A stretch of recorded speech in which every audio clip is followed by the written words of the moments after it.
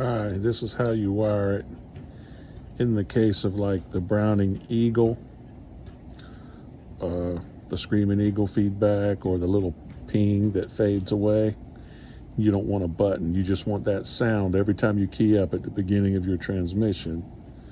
You remove the little red switch and you wire the yellow wire to that bottom lug on the push to talk on the bottom left one, and the orange wire in the middle bottom lug on the push to talk.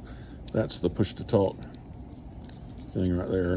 It pushes in. I can't reach my big old fat fingers in there, but in the other way, the red goes to the 12 volt. You can see where it says 12 volt, and then black goes to ground. You can see where it says ground, right?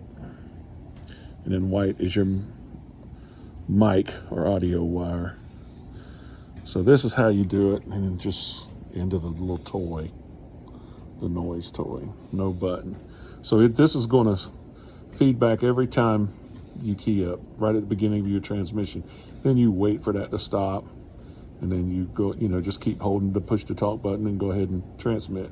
That's how they did with the old Browning Mark 3s and the Mark 5s, and some of them sound like a ping, some of them sound like they called it a Screaming Eagle, but it was just a feedback sound. This one is the ping that fades, but it has a long,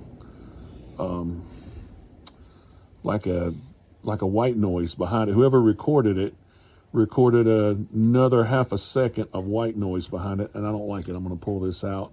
I'm going to put the feedback one, and I'm going to wire it in just like this, and I'll make a video of how that one sounds, how the mic looks without the button on it. But this is how you wire it without the button. Some people like to have the button so that you don't have the noise every time.